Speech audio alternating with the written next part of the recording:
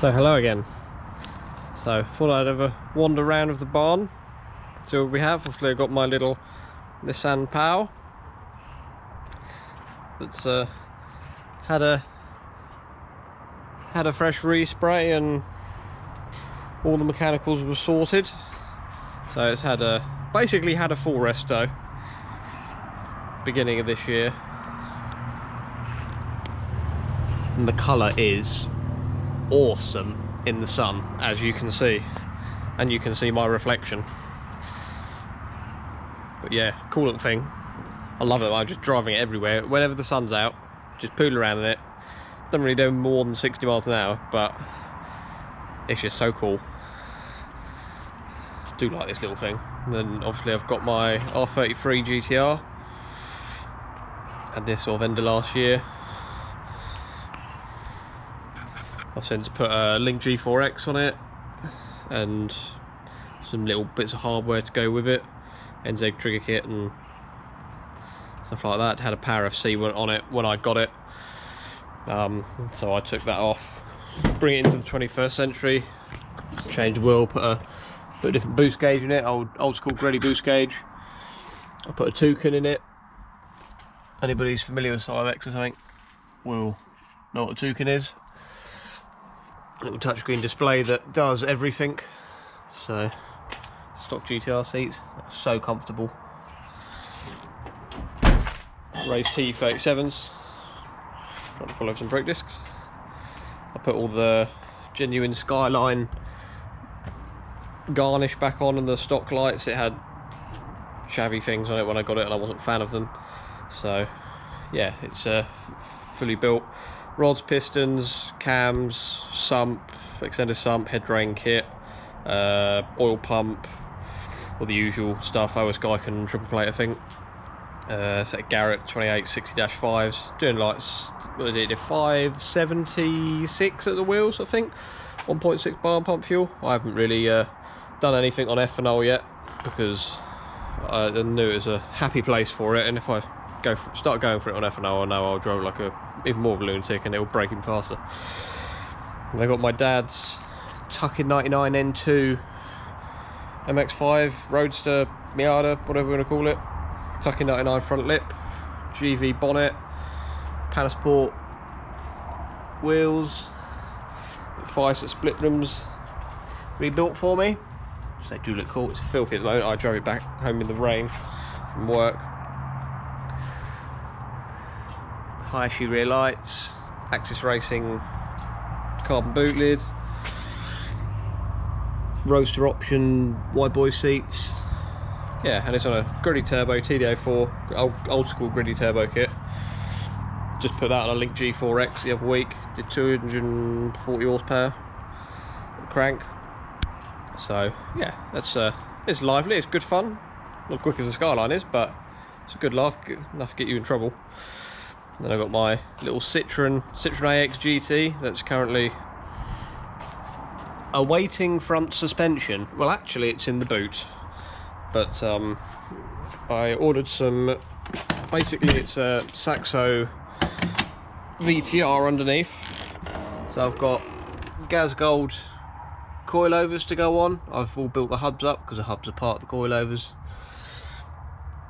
But the top mounts I waited 3 weeks for don't fit, because that's how modifying cars go. So I was really excited to get this back on the ground today and drive it, and that's not going to happen unless I drill my strut tops, but I'm not doing that. But old zebra pattern seats are cool. Although I'm not a massive fan of the seats, they're not that comfortable. Well, not for me anyway. So I'll probably end up getting bucket seats, or at least one bucket seat and a roll cage. And but yeah, where's my bonnet doodad? There's my bonnet doodad. Yeah. So on a set of Delorto 40 downdrafts, 38 chokes. So race carbs, so got no chokes at all, no choke. It's I think it's like 1610cc now, slightly oversized pistons, runs 11.7 to 1, and it screams. It's not the quickest thing in the world. I need to get it on the dyno at work, which has been my plan, but I need a drive shaft killed itself and I didn't want to get my straps all dirty, so with CV grease. So I've been waiting for these to turn up so I can get it back on the road. But that's good fun. Then obviously I've got my dad's pit crew, which if people that know roadsters and MX-5s know that they're a bit of an acquired taste. I personally quite like them. I never used to like them. It took me like 3 years of seeing them every fucking 5 seconds on a forum to go, oh yeah, that's quite nice. But you can't see anything else. You should probably take the cover off it. But it was a Retro Rides weekender. If people were there on a Sunday, it was on the deadline display.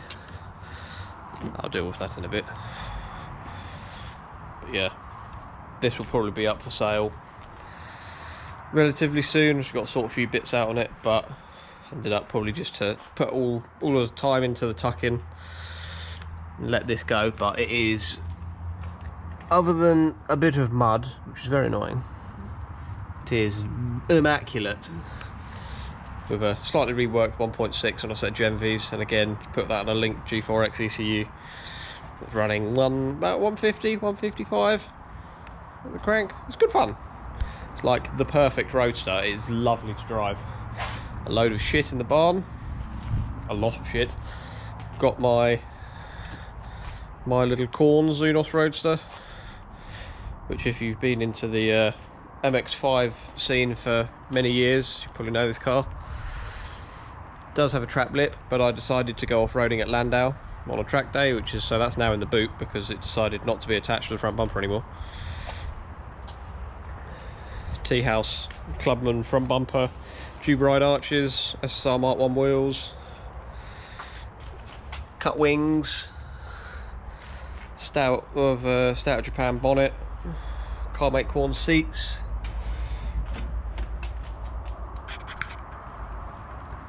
Nilex shifter, Nilex door handles, Nilex door cards, Carmate Corn's aerial, Barchetta rear shorty bumper, Toda exhaust.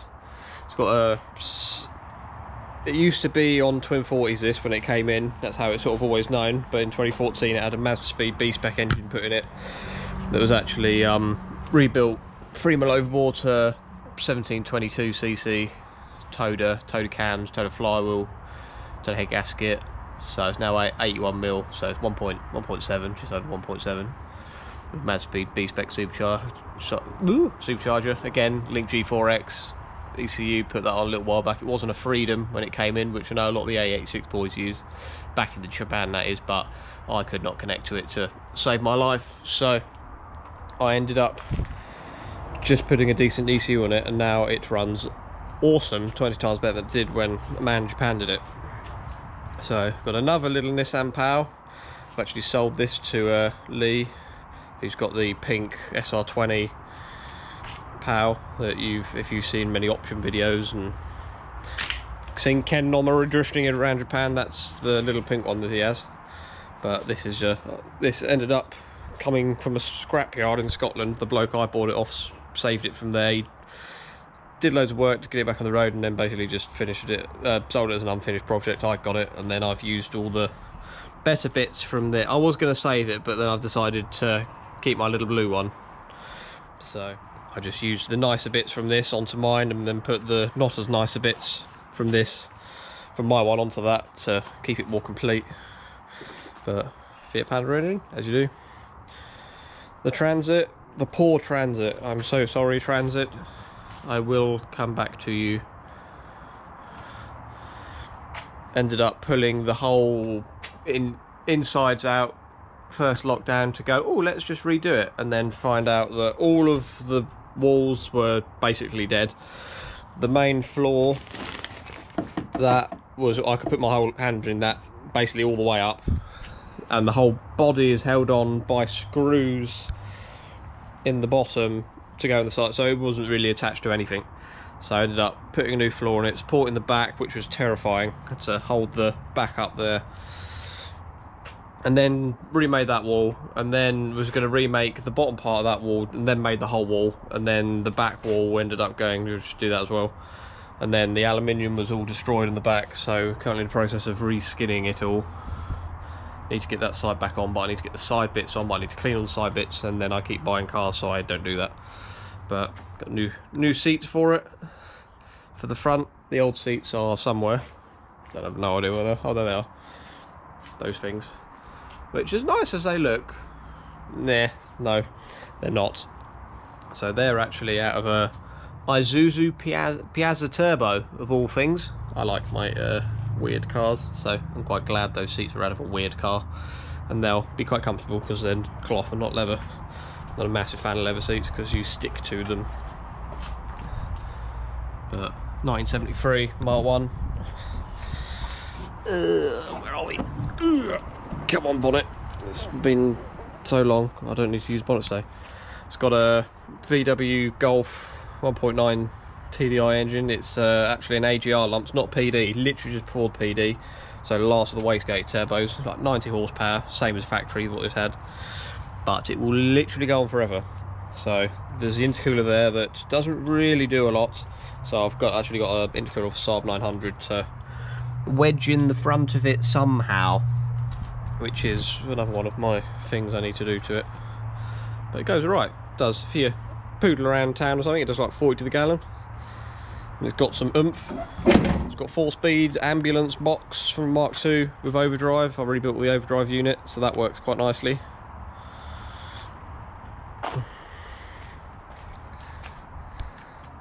Do love Mark 1 Transit. P38, nothing exciting. Got that as a backup because the suspension on the Land Cruiser all basically rusted itself to pieces. So this was my backup tow vehicle. So if anybody wants a P38, there you go. Ed and Holly's Bedford CF2, that they have rebuilt the whole thing from nothing, took the whole back of it off. Then it was just a chassis cab, and then they rebuilt everything from scratch, which, to be honest, is extremely impressive because I would not have done that myself. Because that is a lot of work. I think they've spent a year and a half doing it now. Took it to Retro Rides Weekender for the first outing. Smashed it out to get it done, which very impressed they did. But yeah, 2 camper vans. I will get the Transit back out. I will get the Transit back out. And then we've got Ed's Lexus. This actually used to be my car, how long ago? 8 years maybe? 8 years ago? 8-9 years ago? Maybe even longer than that. When obviously they were worth like nothing. Then my dad had it off me, and then my dad swapped it with Ed for an MX-5. Of which my dad only sold the MX-5 end of last year, so kept both for quite a long time. But the subframe, they basically ripped the diff mounts out of the subframe because rust. And now it is pull the subframe out, welding it all up. Joys. But yeah, cool thing. Daily car when it's not in pieces. And then I've just bought a while back Nissan Bluebird. It's a W11 estate. Incredibly rare, which is great because I can't find any parts for it. The back's all out at the moment, so. But it is very cool. And it's very blue. Everything's very blue. 80s, 90s blue. It's great. 2 litre auto. I thought I'll buy it if it's not rotten. And I was like, looked around, I was like, that's not rotten, that's fine. And then went to pick it up. And then went to look in the boot because it was up against the garage for some reason. And I realised that it had basically no rear strut tops at all. Where's the boot release? There it is. Is the boot going to fall off? No. So that's now unpicked. Rust. And the other side is equally as bad. Basically, it went here, where you can see it went there, and instead of doing anything with it, they just filled it full of fiberglass. So, because that is exactly how you repair everything, and then they just shut the underside of everything to hide the sins, because that is the best way. So once that side's looking like another side, do that side. But then I need to try and find rear suspension for it, which Yeah, because the spring seat has rusted off. Split brake line, that's alright, it's easy. But yeah, that doesn't really work. Oh, my wood's fallen out. That's actually whole suspension up if the car's on ground. So I don't know, I might grind all of this back and put, like, you know, you get Mark II Escorts, like coilover sleeves. I might do that and then weld some coilover sleeves onto it and then turn the rear end of this into a coilover setup somehow. I don't know how, but I have got to work that one out. And the top mounts are destroyed and I need some top mounts, but you can't get top mounts for these. And the windscreen is cracked, but you can't get windscreens for these. And yeah, I like cars you can't get bits for. It's the bane of my life. I don't know why I do it to myself. But it will look awesome if it's slammed on the deck on a set of like Star Sharks or fucking Techno Speeds or something, or any JDM wheel yo, as it's 4x114. It just needs, I'm going to say, how many coils have we got? 4 or 5? It needs at least 4 or 5 of those coils cutting out of it. And then she can be returned to her former glory. But I'll just ruin it a bit more.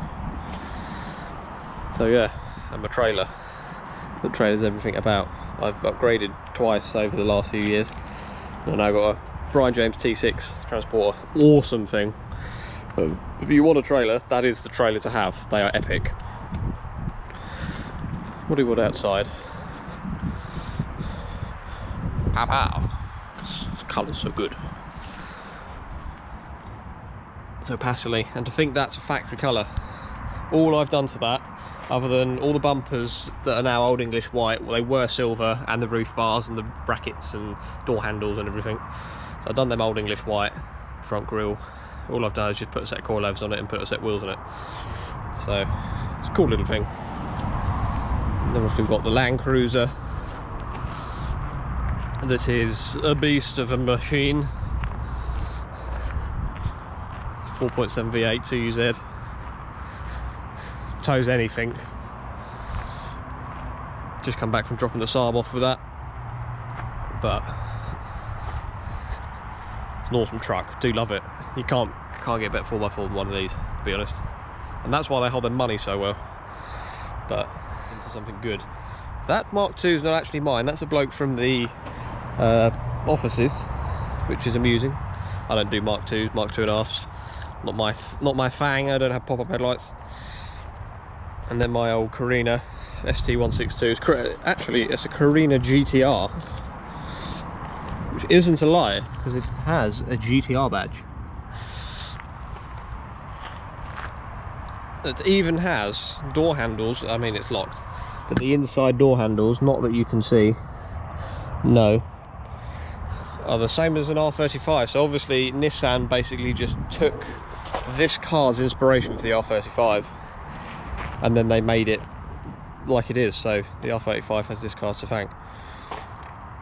Again, you can't get anything for this. Mechanical wise, it's a Celica ST162, like 2 litre, so everything's, I mean, it's not easy, but you can get bits because it's a Celica, but body work wise it is impossible. Rear window was smashed before I got it, and he put this in it, which is out of a different Carina, but it doesn't really fit, but it does. But you're not ever getting a rear window for this because I've looked everywhere. I found one in Japan second-hand, but you try shipping a second-hand rear window that's worth £30 in an auction from Japan into the UK, it's not going to happen. But I've had it 4 years now. Got it from a friend of a friend. It sat beside a garage for 13 years. It was green, it looked horrendous, and then welded that up. It wasn't too bad, I mean it was bad, but all inside the wheel arches and stuff, which there's nothing there. And then got it back on the road, cam belt, water pump, drive shafts, whole new suspension, whole new brakes. I mean everything. It was basically a new car since I finished with it. It looks ratty as hell, but gnarly steering wheel, put that on it because I was missing the original horn button, so I couldn't put the original one back on it. Well, I've probably done 20,000 miles on this now. It's an epic car, I'll never sell it. It's probably one of the best cars I've ever had. It's fast as they go. It weighs like 1.1 tons, I don't weigh anything. 100. I put it on the dyno and it's 145 horsepower, which is reasonably impressive. And yeah, economical. But I am going to ruin it even more because I've got a forged 3S GTE. Where is it? It's in the barn somewhere. Let's go and find the engine that I didn't need to buy to ruin a perfectly good Carina.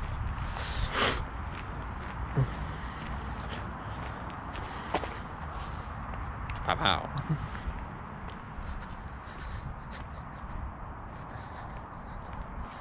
Oh, the sun's so bright. There it is.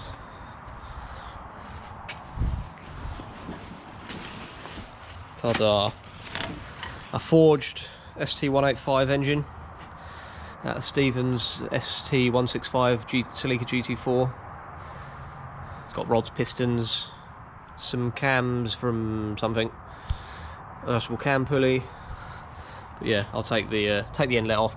I've got a side T-Vids side one, which is quite good for boost, quite sought after, but they came on the Carinas, so I'll use that. And then I'll end up probably dropping this in it, maybe giving it a refresh, or I'll just close my eyes and drop it in because I'm an idiot. And then that can have a turbo kit and turn the Carina into the ultimate sleeper, and it can be undrivable. But it'll be good fun when a screamer pipe opens in that thing next to an M5 and it blows it away. But yes, that is basically the entirety of the collection at the moment. Actually, there's another PAL around the corner that my dad's just bought. Another spare engine, another MA10S from a K10 with a 5-speed. Bought that as a spare for mine because mine is a bit rattly and it smokes, but put oil in it and see if it blows up. If it doesn't blow up, happy days, just keep going. I want to do an engine conversion of that at some point, but not yet. At least have some cars on the road. There's a K21 on a set of GMVs in Ireland. That's very tempting to do something like that, but I know I'll go too far. I quite like it being automatic, so I don't know yet. I'll work something out. But yeah, that is basically the fleet.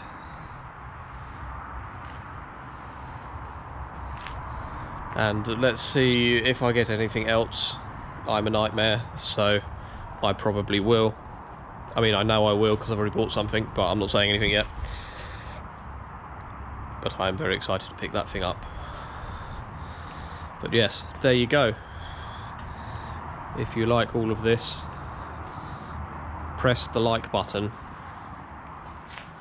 Even though I am terrible with cameras, and this is like the first video, so I do apologise, but things can only get better. But yeah, thank you for watching.